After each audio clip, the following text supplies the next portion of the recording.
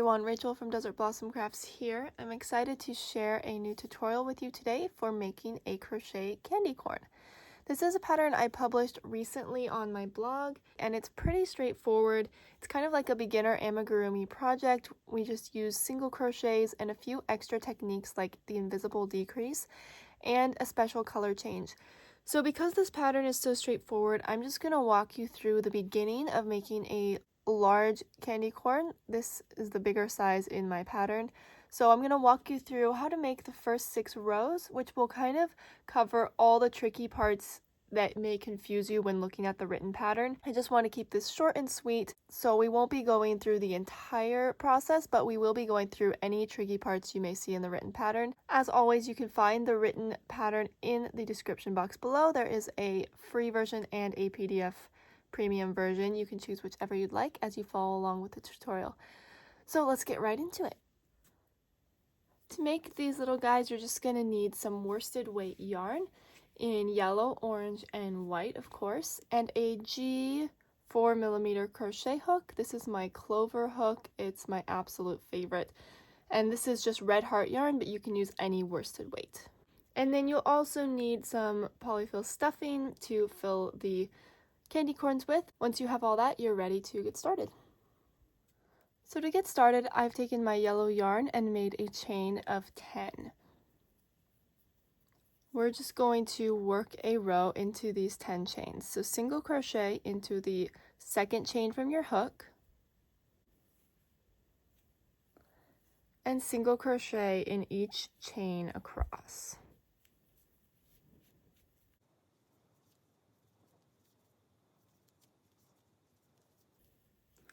Now when we get here to the end, this last chain, we're going to do 3 single crochets into this one. So 1, 2, 3, and this is going to allow us to turn and work down the other side of the chain.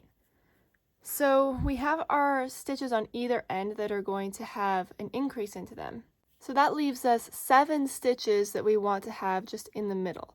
So I'm going to work 7 stitches starting right here along the opposite side of the chain. 1, 2, 3, 4, and you can see I'm placing my hook under both loops. I'm not just going in the top of a loop, I'm kind of going right up against the bottom of these single crochets. So that was 5, 6, and 7. Now we're back at the beginning and we want to work 2 more single crochets into this very first one. So find that first space, work 1 and 2. So now we're going to join with a slip stitch to our very first single crochet right here. This is the only place we're going to join, and I'll explain more why that is in a minute. So now I'm going to chain 1 and single crochet in the next single crochet for round 2. What this is going to do is it's going to move the end of our round over a little bit rather than being directly in the center, and that's going to make it easier to do decreases on either side. So for this round, I'm just going to work all the way around. You should have a total of 20 single crochets around at this point. So just keep going until you get back to the beginning.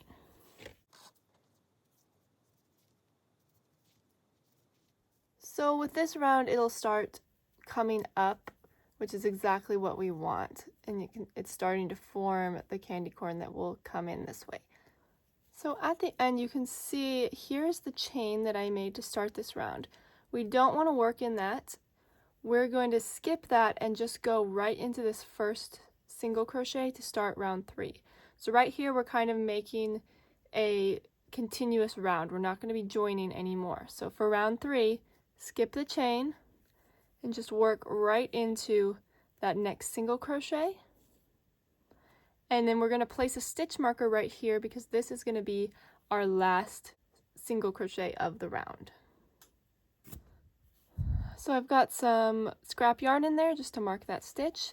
Now we can continue. So we're going to do 8 single crochets. This is our first one. 2, 3, 4, 5, 6, 7, 8, and now we're going to do what's called an invisible decrease. This is a technique often used in amigurumi, and it's going to make the decrease invisible, just like the name suggests. So we're going to work it over these 2 stitches right here.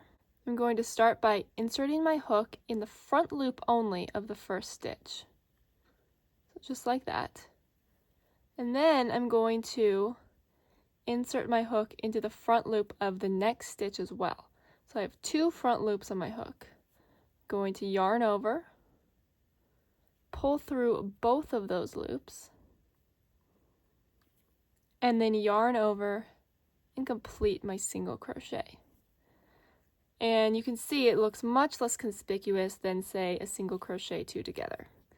So now that we've worked in those 2, we're going to go into the next one, and there you have it in between 2 regular single crochets.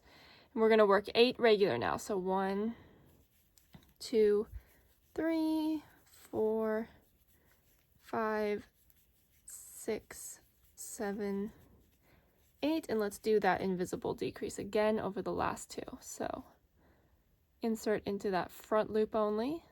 Do not yarn over, just go right into the next front loop. Now yarn over and pull through both and complete the single crochet. Now let's take that stitch marker and move it up.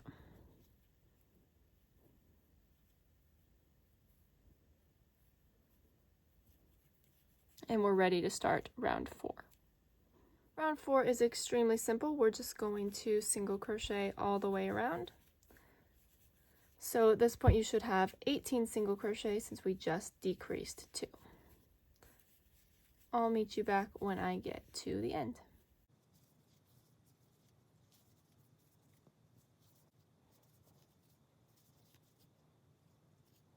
Alright, so here's round 4 done. I've moved up my stitch marker, and we just have one more round of the yellow before changing to orange.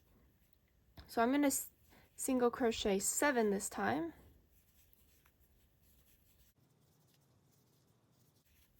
Work my invisible decrease now. Both front loops. There we go. Single crochet 7 again.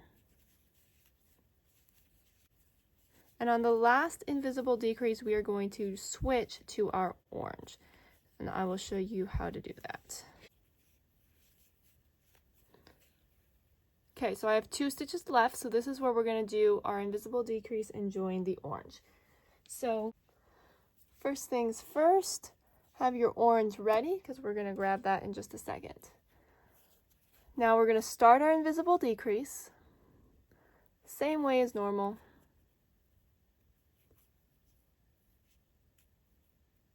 So once I get to this step, let me show you that again. We're going to do those loops first, right? And pull them through. Now we're at the point of finishing a regular single crochet. This is where we're going to grab the orange, yarn over with the orange, and pull through. Now if that's a little bit loose, just take the ends of the yellow and pull it in. Now drop the yellow and pick up the orange, and we're going to be working with this now. And we do want to move our stitch marker to this new stitch also.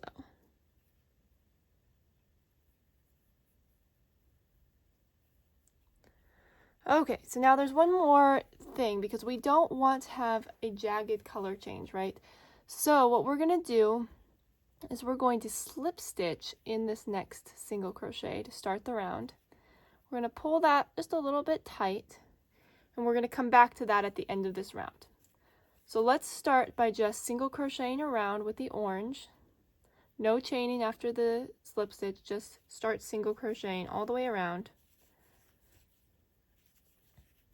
And that slip stitch is going to help us have a more seamless color change.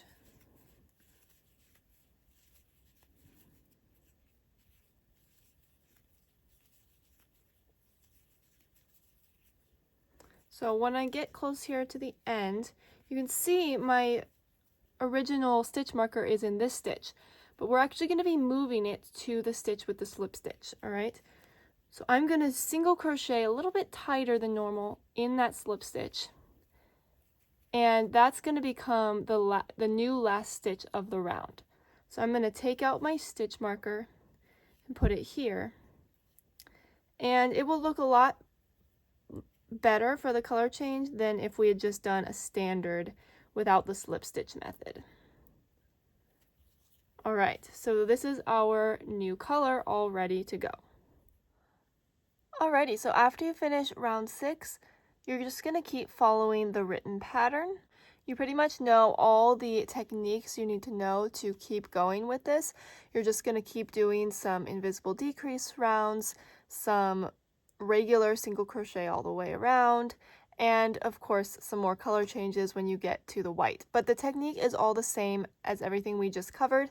It'll just be a little bit different here because there's less stitches, so you really want to make sure you have your stitch marker placed, but overall it's the same technique. So again, don't forget to get that written pattern. There's a free and PDF version, and the links are down in the description box. I hope you guys enjoyed this tutorial. If you did, make sure to give the video a thumbs up and come subscribe for more free crochet patterns and stitch tutorials. I would love to see you around more. Bye!